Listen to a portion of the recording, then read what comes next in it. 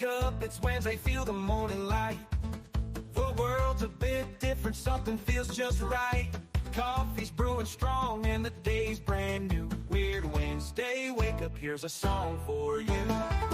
From the dawn's early rise to the evening's glow, we dance to the rhythm, let the good times flow. In the heart of the country where the wild winds blow. Weird Wednesday, wake up, let your spirit show.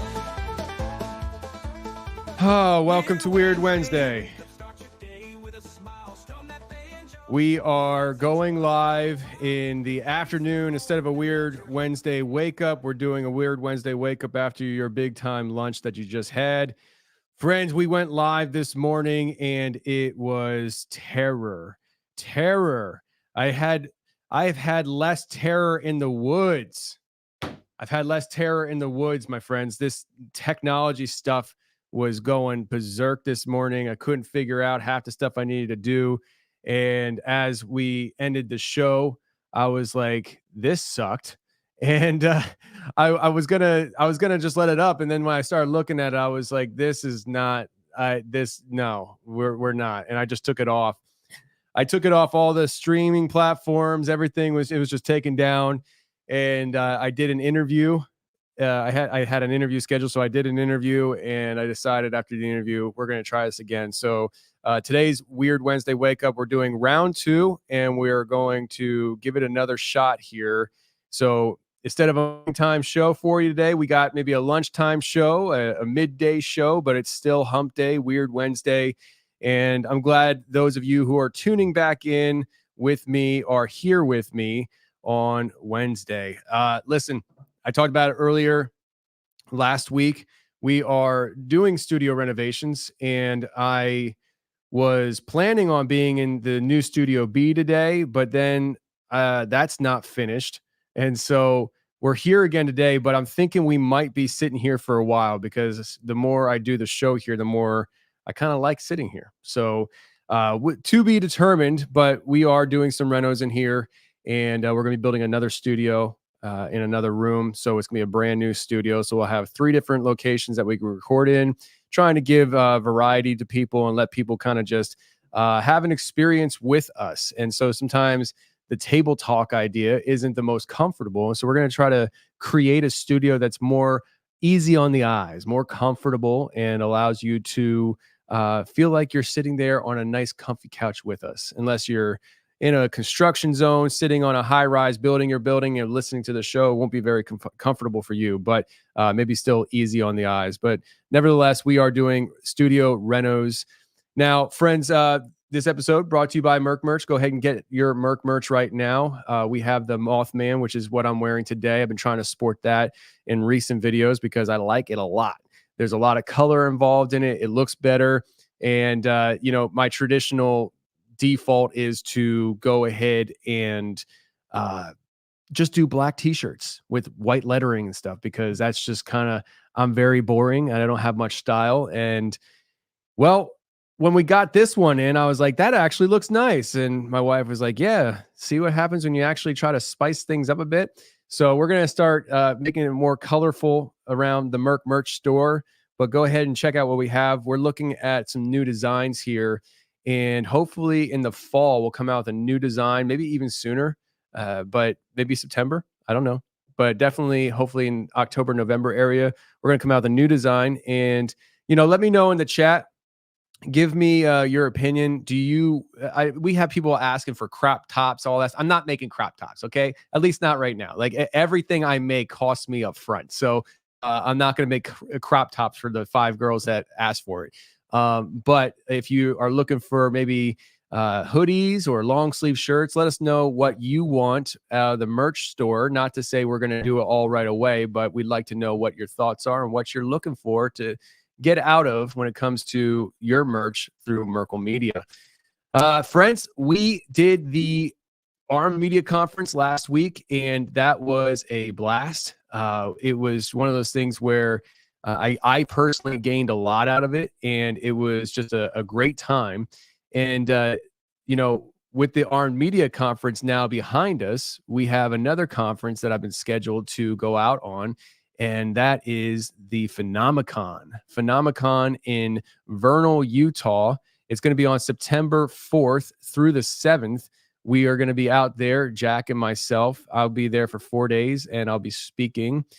They gave me a 90-minute time slot. So I'm going to have a lot of time to get really, really weird. And I plan on it. In fact, I was driving home last week from the office and thinking about it. I was thinking, like, what am I going to talk about? You know, like they want me to get weird on it. They have a lot of people going, heading over there. George Knapp earlier in the show that will never be talked about again. I said George Norrie. I meant George Knapp. I knew it sounded off, but we have a lot of people going out there that are very scientific minded, and some woo woo, but a lot of like heady type people. And I was kind of surprised they wanted me, but they definitely want me. I told them what kind of thing I do, just so they were fully aware. And they said, we want you. And so we are going out to Vernal, Utah to get super weird on it. And as I was thinking about it, I started thinking about, what do I want to talk about? Let me see if I can find my notes here. I doubt I'll be able to find it that quickly, of course. So I probably just let it go before we have a repeat of the first round. But I had this like download of just like the episodes and how it all ties together. And so I'll probably be launching into probably about 5 or 6 episodes that we've had, tying the pieces together and showing the world that Dog Man is interdimensional. Amongst other things, we might even tie in cloaked shadow entities and all that stuff, people following Tony.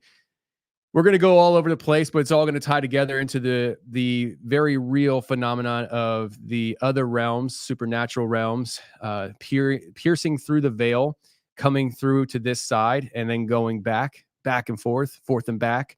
I have I had a chance to talk with several people this past week at Arn Media Conference, and some of the people were they're very well respected in content creation.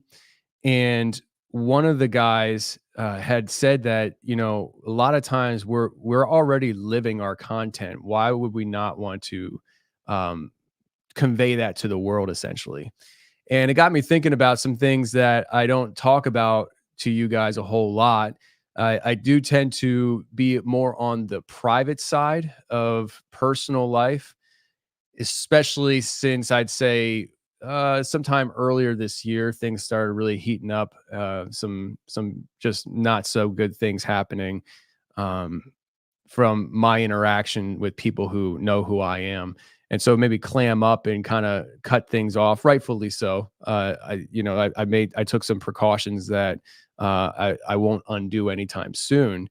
But it got me thinking about some things that are going on in my life and things that have happened that I think the audience, one, would quite honestly just enjoy hearing, because let's just be real, we tune in to hear people's stories, and your host has stories that he's never told you or hasn't tied it together for you in a way that is maybe all in one spot. You hear pieces here and there, but have I ever really sat down to talk to you about it? And I'm strongly considering doing that. And it may not be a Weird Wednesday. I'm kind of going back and forth on it, because I try to keep Weird Wednesday more light and just kind of fun. And what I have to share, it depends on how it comes out. It may not be very light and fun, but it's very real. And I think the audience deserves to know at a certain point too. Not like it's my business should be your business, but I think you deserve to know, in the sense that when I talk about the supernatural realm and things peering through and things like that, I think sometimes people don't totally grasp what I'm referring to, or they I don't know. I just feel like maybe if I brought in my own personal experiences and shared with you, and hopefully you guys trust me and all that, but if I share with you what I've gone through, maybe it will impact you on a different, deeper level than hearing somebody else's story that's on my show. So I still trying to brainstorm as to what that will look like and what I'll do and where I'll do it. I'm also considering starting a whole other channel where it's just me and not really paranormal guest related, but more me giving talks and discussing things that are not topical for the confessionals. And maybe I'll drop it there because, well, a lot of things are happening, friends. And so as things unfold, I will share with you. But until then, just know that I am here and we are going to do our best with today's show, which is the Not Deer. All right. So we hear about different cryptids. I just talked to a guy today who gave me a part 2 to a recording that you haven't heard the part 1 yet. You'll hear it in 2 weeks. So not next week, but the week after, you'll hear about it. And the first part, so the first part of the recording is going to be a Tuesday show. And then we did a members exclusive for the Thursday show. For the Tuesday show, it is focusing on this man's encounter with a thing called the Nalusa. I'd never heard of the Nalusa. And when he brought it up to me, I looked it up and I was really shocked by it. I'm not going to jump into great details as to what the Nalusa is right now. You'll hear about it in a couple of weeks if you don't know. But many people don't know what the Nalusa is. And apparently it's a very real thing that has been going on for quite some time. And people are encountering this thing going back to ancient times. You don't hear about it a lot. I had never heard of it. And in the same vein, I'd never heard of the not deer until I started my show. And we started having this not deer phrase come up. And in all honesty, when I first heard it, I thought people were just saying it's not a deer, not that the not deer is an actual thing. It's an actual thing. I thought it was just, it's not a deer, it's something else, right? But by saying not deer, it's literally an entity of itself. Okay. So I want to kind of get that out of the way. I also want to, before we go down the not deer route, I'm just going to put this out one more time. There was no traction on the first hour. Maybe there won't be traction on it, and it's fine if there's not. Jack will keep an eye as to if anybody pops in. There is a link in the description on YouTube, on Rumble, not on Facebook. I didn't put it on Facebook this go around. But if you want to join me live on the show and have conversations with me about the Mount Rushmore of cryptids. Now, if you don't understand what I'm talking about when it comes to the Mount Rushmore of cryptids, if you're in the United States, you're probably aware of Mount Rushmore that has very historic figures chiseled into a mountain, their faces chiseled into a mountain. And often people will say, what's your Mount Rushmore of, legendary things of. And so what are your top 5 legendary cryptids? We're going to call it the Mount Rushmore of cryptids. If you call in, you got to give me a cryptid that you think belongs in the top 5 on the Mount Rushmore of cryptids. And you're picking for the audience. Nobody can undo your pick, and you can't redo it yourself. So once you call in, you tell me your Mount Rushmore pick for what is the most legendary cryptid in your mind. I have my thoughts and opinions on what my Mount Rushmore is, but it's the audience's as well. And maybe what I'll do is I will give you my own Mount Rushmore as we go along. And so you pick first, and then I'll pick one, and I can't repeat what you pick. So it'll make it harder for me than you as the audience. It'll be Tony versus the audience. So if you're interested in that, hit the link, join me throughout the conversation today. But let's get into the not deer. So I had come across an article that kind of spawned my thinking with this. And I'm not going to read the whole article, but I will read some of these parts here talking about the not deer. Circulating around a man named Clark. We're going to call the man Clark. It says Clark describes 2 encounters with strange deer he collected when he was editor of Fate magazine around 1971. So these are a long time ago, but don't worry. We have up-to-date current stories of the not deer for you coming up here. First, he discovered an account from Miss Loeb, L-A-U-B, I'm assuming it's Loeb, from Oklahoma, who saw a creature in her farm field that superficially resembled a deer that stood on 4 thin deer legs with a huge pad for feet. So this thing is standing on its legs. They're very thin, but large padded feet. It obviously those are no characteristics of a deer. Could you say that maybe it had a physical ailment? Possibly, but we're going to go with this idea that this is something out of order, and it's not quite a deer. It's a not deer. So it had long hair, pointed ears, and a brushy tail that resembled a cross between a wolf and a deer. This supposedly occurred in 1951. So, as I read that second half, hopefully it cements it in your mind that this was not a deer, because what I just described to you absolutely does not exist in Oklahoma. At least it's not supposed to. So later in 1971, before Miss Loeb's account appeared in the magazine, Clark's father told him of a weird animal he had encountered along a road in Canby, Minnesota, that looked like a small deer, but with a horse-like tail. He shot at the animal to scare it, but astoundingly, it didn't react. And that is a common thing that people have experiences with when it comes to the not deer, things that are out of the ordinary. So this man, he sees, or his father sees, this small deer-like creature that has a horse-like tail. So the horse-like tail is a dead giveaway that this is not a normal deer. It's a not deer. And I think that there probably are other details that from that encounter that we don't have information on, because I do wonder what would spawn you to see a deer that has a funky tail and decide that you should shoot at it. But maybe he was just shooting at it to try scaring it away. Either way, he shot at it and it didn't react. And that's a common thing that people have experiences with when it comes to the not deer, is that it doesn't seem to be fazed by your presence. And if anything, it will actually maybe give chase to you. It will stalk you. It will harass you. So this is not something that is timid like a deer would be.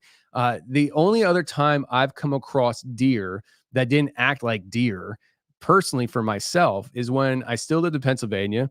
I went to college in the Philadelphia area, in Phoenixville, Pennsylvania, and not far from Phoenixville, Pennsylvania is Valley Forge. You know, it's a historic location. It's a whole historical park. They got the old cabins sitting there, all that. But what's unique about Valley Forge, there's no hunting, and it's a wooded area. And there's a lot of deer because of that. So the deer throughout generations, they know you're not going to hunt them. They have zero fear of humans, and you can literally walk up within feet of the deer. So that's the only time that I personally had interactions with deer where they didn't look at you sideways and you move a few feet towards them and they run away. You know, every time I have like a herd. Is it the right terminology? A herd of deer. I have a herd of deer that go through the back of my property, and I've counted up to 15, 16 deer all at one time. You go out there, they don't want anything to do with you. They run away. There was a small deer out in my yard, like a baby deer at one point by itself. And I sent my daughter out there and she fared a little better, but it wasn't going to let her get too close. These not deer are things that aren't timid. They're not scared of you. They won't flinch. And if anything, they might come towards you. So I started looking around on my own website, theconfessionalspodcast.com. Go ahead and check it out if you haven't done so yet, because we revamped it earlier this year. We went through a little bit of a rebranding process. We came out with the 6-fingered logo, which is very accurate depiction of just the roots of this show and how it's formed over the years. But I also had the website rebuilt. So I didn't build the website this time around, because what we used to have was a website that I built and it looked like it. I don't think it was bad, but it wasn't what it is now. So if you haven't gone to the confessionalspodcast.com recently, go ahead and check it out, because everything you see there, we had a designer do. Actually, the person who did it is Scott Walker from Freaky Deaky Podcast. So you can go ahead and give him a shout. And if you have website needs or graphic needs, because he's the one that worked with me on my new logo, he is your guy. So if you're looking for a website designer and you like what you see on my website, check out Scott. Go ahead and reach out to him. Freaky Deaky Podcast, Scott Walker. He'll take care of you because he does a lot of independent contract work, but he also does this for a living. This is what he does for a living. He works for a company and he does all this stuff. So he's a real professional. So there's my plug of the day. I like supporting people, and hopefully you guys get that by now. So when I was looking at the website, which Scott fixed the search bar for the longest time, when you put something in the search bar, sometimes it didn't work. Now it works. So it's really nice to be able to just look up things by word or the episode number, things like that. There's several things that pop up on the website when you search the word deer. And the very first thing is the not deer. My wife, sometimes she'll do a creature feature Friday, and she did one focusing on the not deer. And you can read that article if you'd like and go into that. It's she does really good work on that. But then we have two written confessions, and one is from this one person who their great uncle was Thomas Lipton Schooner, I think is how you pronounce it, who was a captain.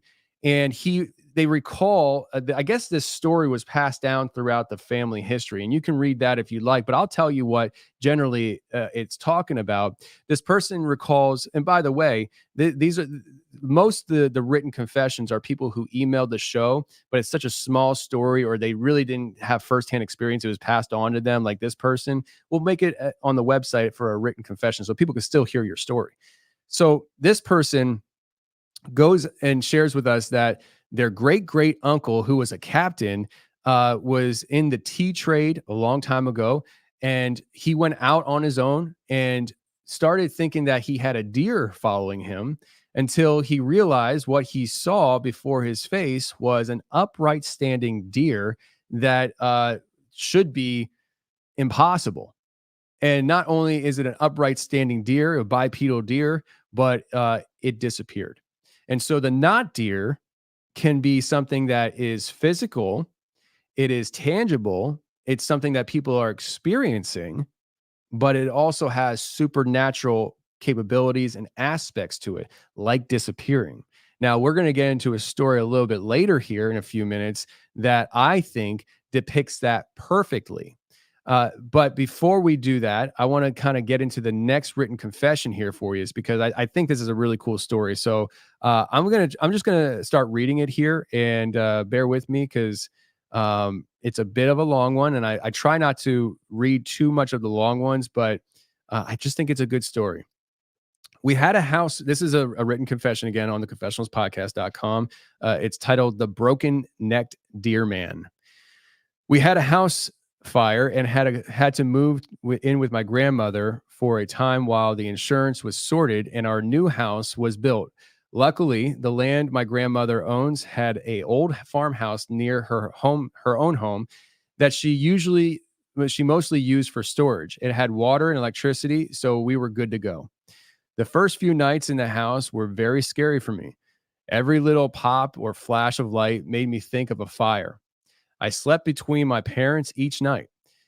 It was rough, but after about 3 or 4 nights, I was no longer scared while I was in the house. I even started going upstairs in the evening and reading in the loft while listening to the radio or podcasts. One might say it'd be podcast today. I decided that I was able to sleep alone in the house and spend a few nights on the old couch in the living room. After that, I ended up in the loft using a sleeping bag borrowed from one of my own cousins. Anyway, the loft had a massive window facing the front yard, driveway, and the main road. I was just settling in for the night with my little lantern and my book when something passed by the window. I shrugged it off as the reflection of a car going by and started reading my book. It happened again, and this time I got up and went to the window. This is where it gets weird. Standing in the middle of the yard was a deer. It stood on its hind legs, and its neck was bent at an odd angle, like it was broken. It walked with a strange grace, especially for something that appeared to be so out of place. Across the road, it disappeared into the woods. At no point during seeing the creature was I afraid. I was actually very calm somehow, and even went into my sleeping bag and went back to my reading, not even thinking about what I had just seen. This is really out of character for me, to say the least. I'd say the least. I mean, they were scared just a few nights ago to even be in the house. I'm the type of person that gets worked up over seeing a bug in the house. The next morning, I told my mother what I saw, and she seemed totally unaffected. She just told me not to tell anyone and sent me off to school. And then the story kind of winds down from there. So when you tell your mom what you saw and mom doesn't seem affected, it still lacks context. So what I mean by that is, if my kids came to me and said they saw an upright standing deer in the backyard the night before, I wouldn't just brush it off and say, don't tell anybody. But I- I'll admit that I am different. I'm a different parent. I host a paranormal podcast. I have encounters with people on the show on a weekly basis. I have my own personal experiences. I'm very aware that the supernatural realm does exist. And so maybe if you're a parent that is not already thinking like that, maybe you would think, okay, my kid just had a bad dream. Don't tell anybody. But also, I am curious. I think up here it said we went to my grandmother. Yeah, it said we moved in with my grandmother for a time. Doesn't say which grandmother. And I am curious, was this grandmother mom's mom? Because if it's mom's mom and grandmother here had a farmhouse and another house on the property, it tells me that this was probably a family property that's been around a long time. Could mom already know what that child saw, and that's why they brushed it off? I think it's a real possibility that maybe this is a recurring thing on the property, just like in so many other cases. And what comes to mind is episode 335 with Kyle. We had him on, and he talked about his dogman encounter, dog versus dogman, legendary story on the Confessionals. You can listen to it some other time. But one of the things that Kyle shared is that his grandfather, upon surviving the dogman attack in the woods, he runs out of the woods to his grandfather in the truck, gets in the truck, says, go, go, go, starts telling his grandfather as they're getting out of the woods what happened. And his grandfather looked at him and said, you need to understand something. If you're going to hunt these woods for the rest of your life, you got to come to grips with the fact that there are things out here you're not going to understand. And if you can't get past that, you're not going to be able to hunt these woods. And so his grandfather clearly knew something was going on. His grandfather also would move him away from the window while he's sleeping at night into the middle of the floor in the room. And when he would ask his grandfather, why'd you do that? His grandfather said, so the slewfoot doesn't get you.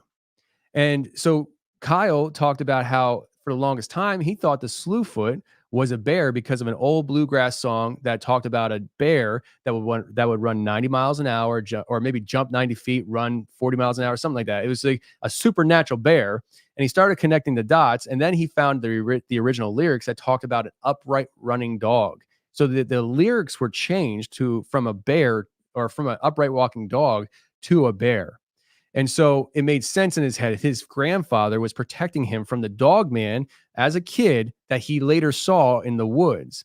So when we have family lineage that lives in these areas for an extended period of time, a lot of times our grandparents, our parents know things that we don't know, or we're just coming to understand. And it's just a matter of fact. It's a way of life for them. It is what it is, you know?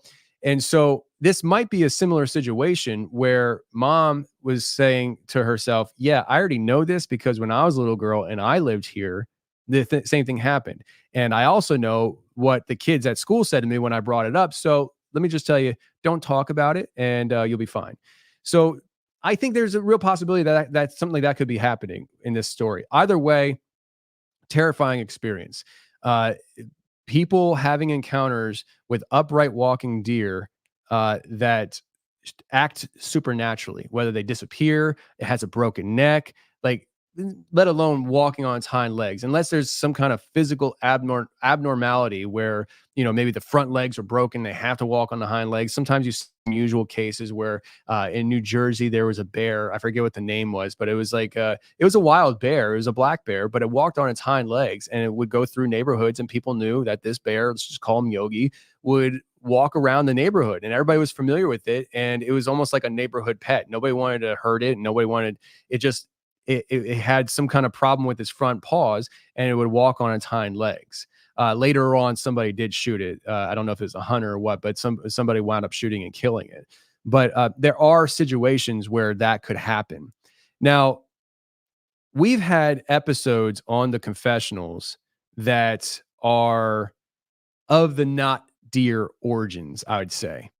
And what I want to do is pull up a couple of these stories for you so that you can kind of maybe hear a little bit about what I'm talking about. So, the very first episode that I can remember, and I did a search here, like I said, on the website for deer.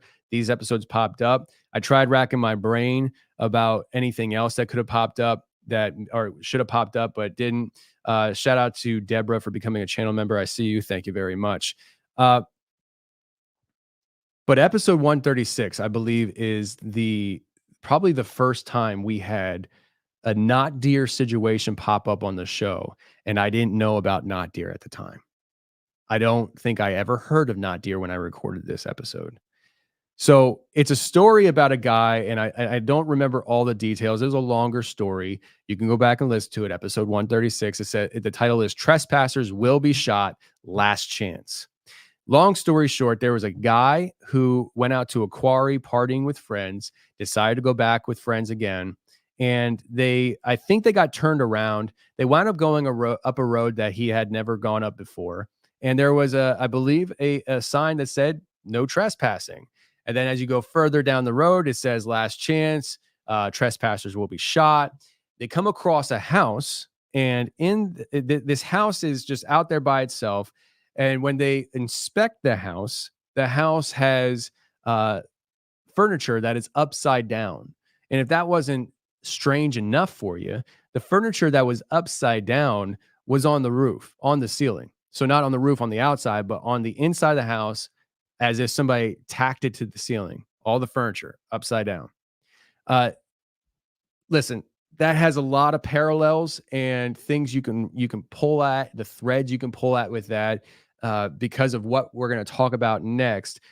I do believe there is a strong chance that they slipped into a geographical location that has a thin veil, if not veil that's almost non-existent, and they found themselves on the Portal Bridge. Maybe one of these days I just got to write a book about the Portal Bridge.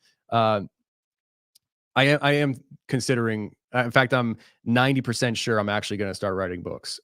So I always said I wasn't gonna, but some things have changed, and I think we're going to start going down that route.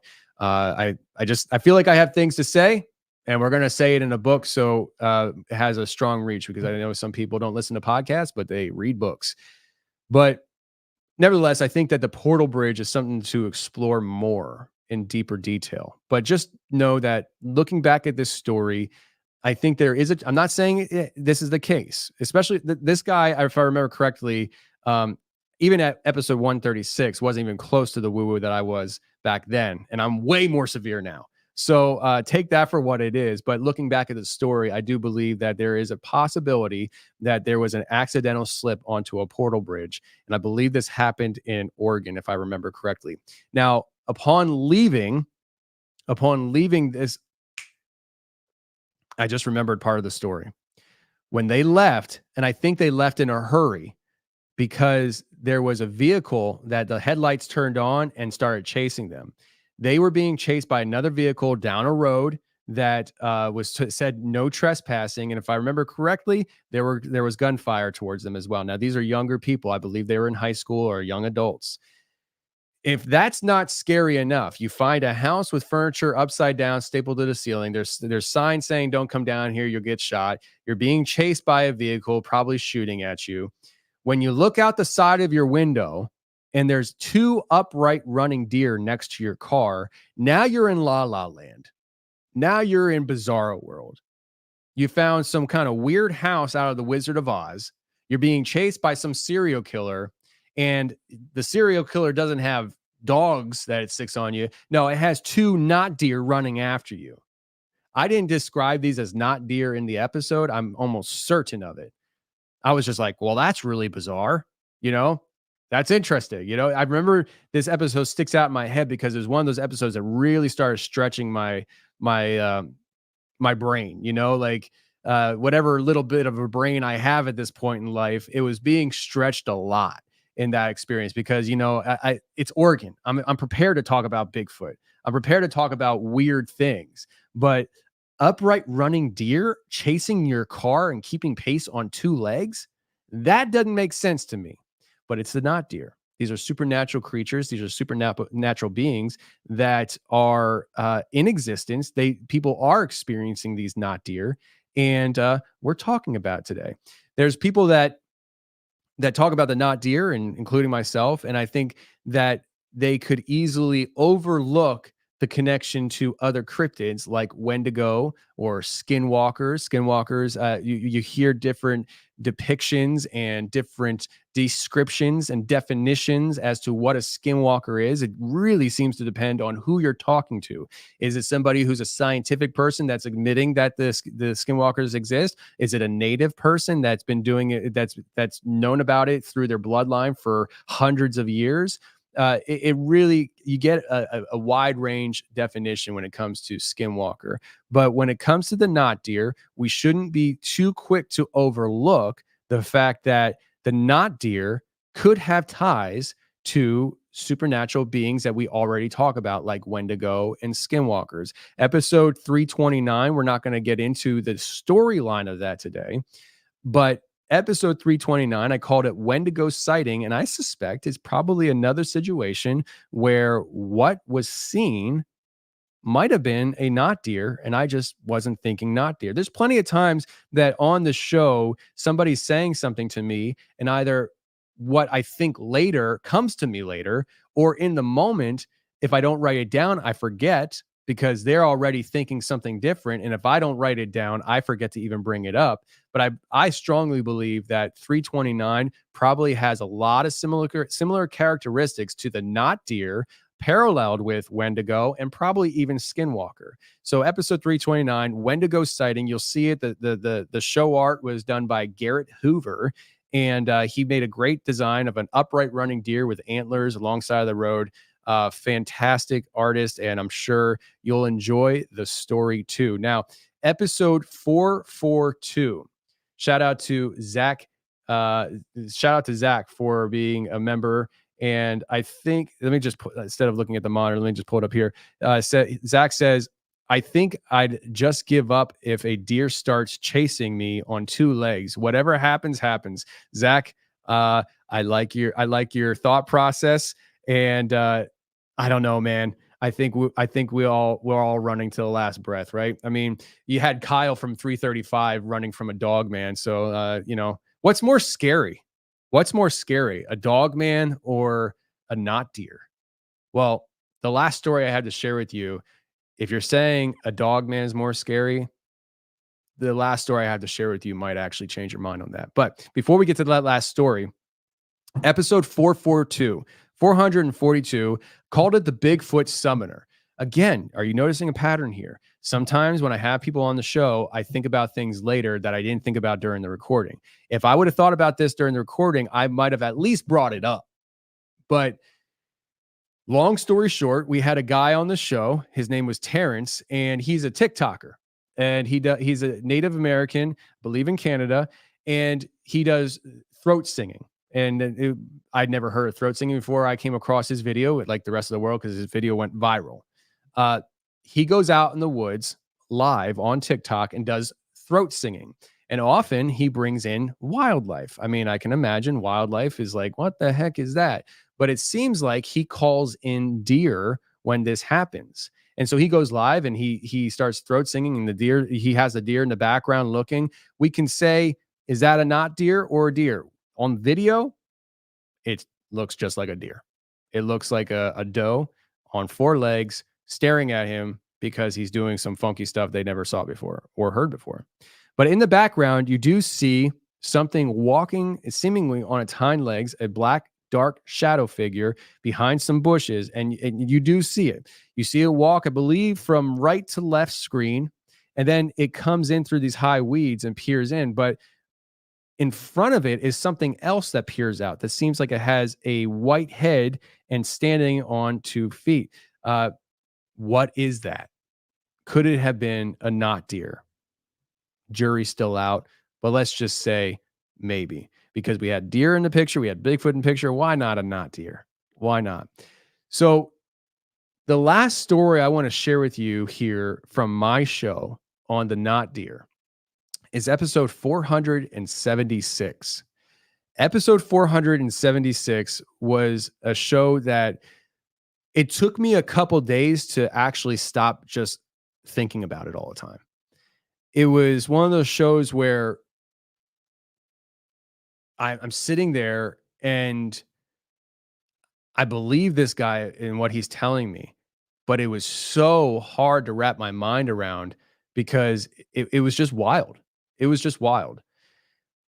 Episode 476, we have Chris, and Chris is a soldier stationed, or at least was stationed at Quantico. I think Quantico is in Virginia, if I remember correctly. So that gives you a little bit of a landmark as to where this took place in Virginia. He is in charge of patrolling a certain area of the base at night. I don't know the logistics behind that. I don't know what his job specifically is. I just know that he would set game trail cameras out there. And if I remember correctly, which I always do, he volunteered for that side of the base because nobody wanted it. And he did because there's lots of woods, a lot of nothing. So it's boring. But as a hunter who's allowed to hunt on the property, he wanted to set up game trail cams for hunting purposes. So one night he goes out to the property edge I think it was on the west side where he's supposed to be patrolling. And he starts retrieving the SD cards from his game trail cameras to, check out the footage. And he takes his SD cards and he has his laptop with him. And he comes up to a tree stand that he has put in there and he climbs up the tree stand. And so he's sitting in the tree stand. It's middle of the night. It's dark out. It's nighttime. It's quiet. Nobody's supposed to be out there. It's just him in the woods on his laptop, looking at pictures of wildlife that he picked up on his game trail cams. So as he pulls his laptop out of his bag, sets it on his lap, gets his SD card out and starts plugging it in, he hears rustling in the bushes down below. In my mind's eye, it's off to his left. For whatever reason, in my head, when I remember this story, it went from left to right. So for the sake of me telling the story, down below, off to his left, he hears rustling in the bushes. And so he goes ahead and looks down below and he sees a deer come walking out of the bushes. So he's sitting there and he's looking at the deer and he wants to, just observe it and make sure that it's, maybe something he can hunt later. And it walks across by the tree right below him and it stops. And when it stops, it stands up on its hind legs. And this is the first time. There's three times, not two, three. There's three times that something supernatural happened during this exchange. The very first time it comes out and it stands up on its hind legs. Right there, good night, go home, scared to death. Like, what is going on? That shouldn't happen, but it did. He's sitting there in his tree stand, holding his breath, being completely silent, trying not to breathe because he doesn't want this thing seeing him, hearing him, because he doesn't know what's going on. And maybe he wants to observe it longer. The thing stands up on its hind legs and continues to walk on its hind legs over to a tree. When it walks over to the tree, in my mind's eye again, I feel like it leaned against the tree. But that might be just me and my interpretation. It's standing next to a tree. And the second thing that it did, that's good night, go home, that shouldn't be possible, is it starts bashing its head off the tree repeatedly, violently. He could hear it thudding. He could probably almost feel it thudding in his chest. And it hits its head so hard, so fast, so often that it bashed its skull in its own head. So its skull is all deformed, caved in, probably the eyes hanging out. And it just stands there in silence, complete silence. Probably not even a cricket going off. And it turns its head slightly back towards him. And this is where the third thing happens that shouldn't be possible. Good night. Let's go home. it spoke and it said, "I know you're there."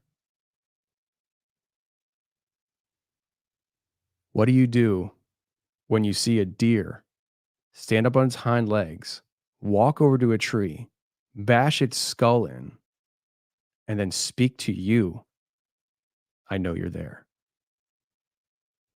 And then it just walked off into the woods and it was gone.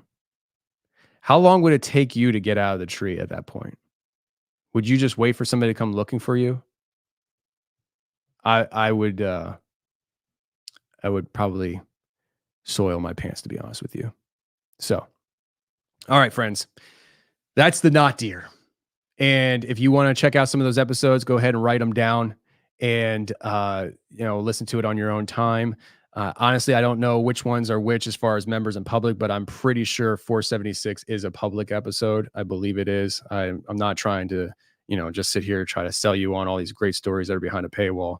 I didn't look that up before I started talking about it, but nevertheless, I hope you enjoyed those stories and the fact that the not deer is something that people are encountering, and I think it's rare, but I think there's a lot more people out there that have had encounters with the not deer that are talking about it. Because if we still have people who are having a hard time talking about Bigfoot, an upright walking deer, no. We'll keep that to ourselves, So the not deer, a just absolutely bizarre topic. Before we wind up getting out of here, because I have to go pick up my son from school here soon, I wanted to go over some of these pictures that I find very interesting. And we see things happen in waves. And we talked about it earlier today on the previous recording that will never be aired. But things happen in waves and different things in life. You have mass shootings, and when one mass shooter happens, there's copycats. And I ventured into the idea of it being MK Ultra type stuff where they say trigger words in the media, not knowing who it's going to trigger, but they know that they conditioned enough of the mass public that it's going to trigger a certain amount of them. And so once you have one triggered and they follow through on the action, there will be others to follow, because it's not just one person that was triggered when you say certain words. It's a whole mass group of people that they're manipulating, and some of them get triggered by certain words and they don't know who will be triggered. It just happens. So they call it, the copycat syndrome.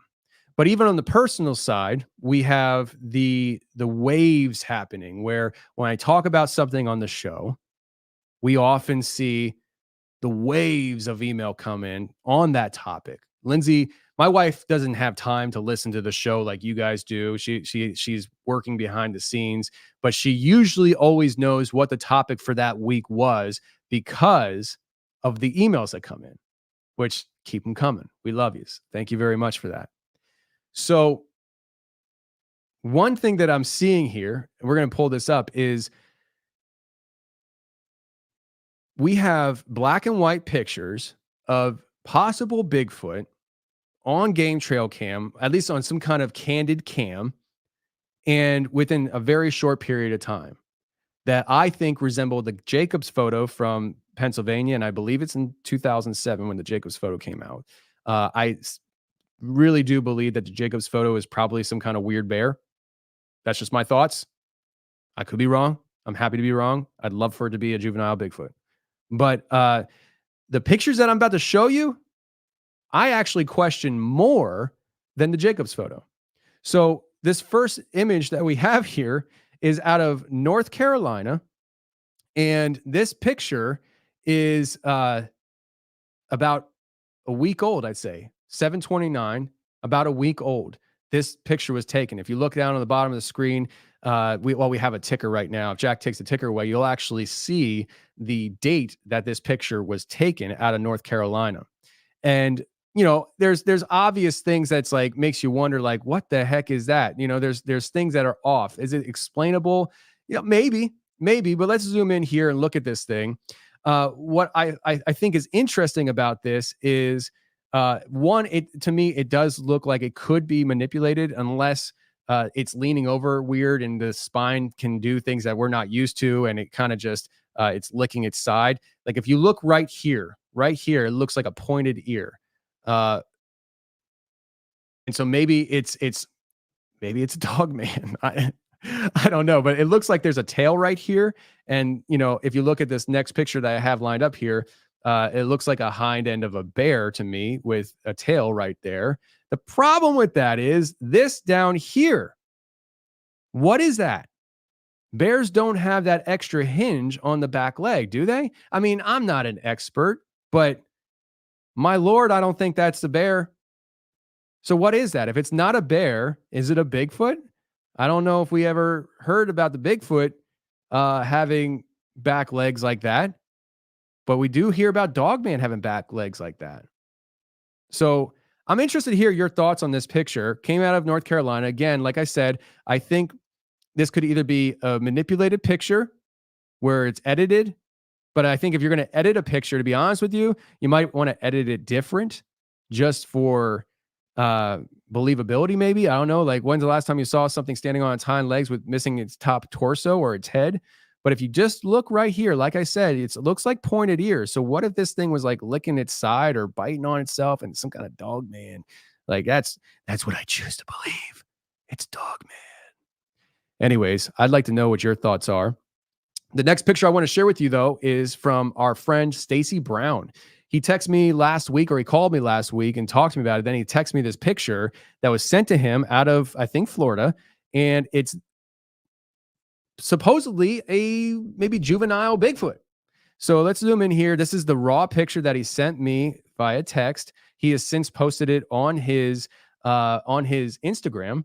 But you see a conical head here, the shoulders, an arm here, a torso, another arm here, legs here. And to me, that almost looks like a long tail right here. What do you think? Is that a long tail? A third leg? I don't know. But what I did want to do is enhance this picture. So the next picture you're going to see is the same picture, just enhanced by yours truly. And I think we did bring out more detail. So this is the next image that I have here for you. Same image, but we drew out the head more because I was kind of hoping, to be honest with you, that was some kind of bird or something. Like, oh, we solved it. It's a bird. I don't think that this solves it at all. Now, I feel like we see less of the body down here below on the bottom half. It's hard. I think it's actually harder to make it out in this picture, probably because we're using less of our imagination.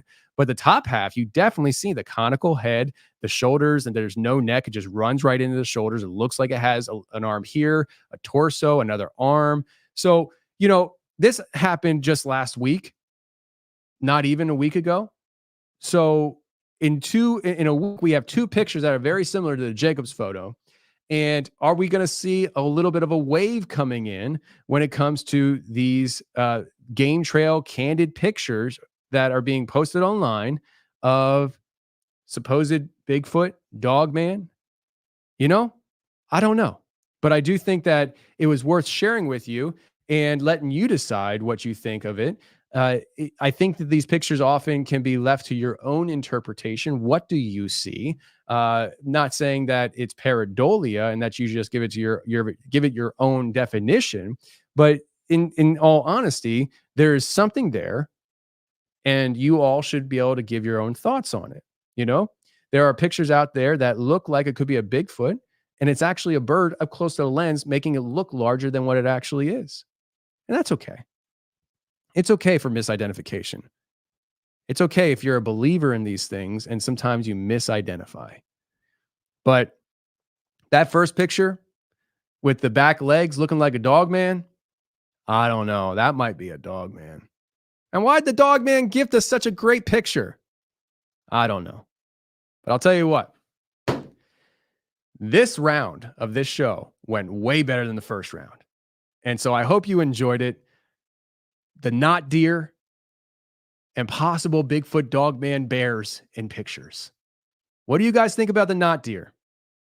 Is it a real phenomena? Is it people's imaginations? One thing's for sure, a lot of people are seeing the not deer. Deer that are not deer and should not exist. They are simply seeing out in the woods. Have you ever had an encounter with a not deer? Let us know. Shoot us an email if you've seen a not deer. I'd love to hear your story. Maybe we can feature it on the Confessionals, whether it's the show itself, the website, or right here on Weird Wednesday. And until next Wednesday, I'll see you guys around the block. Thursday show's right around the corner. Tuesday next week, we got a heater for you. Tuesday's show next week, we have a guy here in studio who gave us 2 interviews, but you're only going to see one because the first one ended in dramatic fashion that he asked not to have aired, but it's okay if we talk about it. And we're probably going to play some clips so that you can see in context what actually happened right here in studio.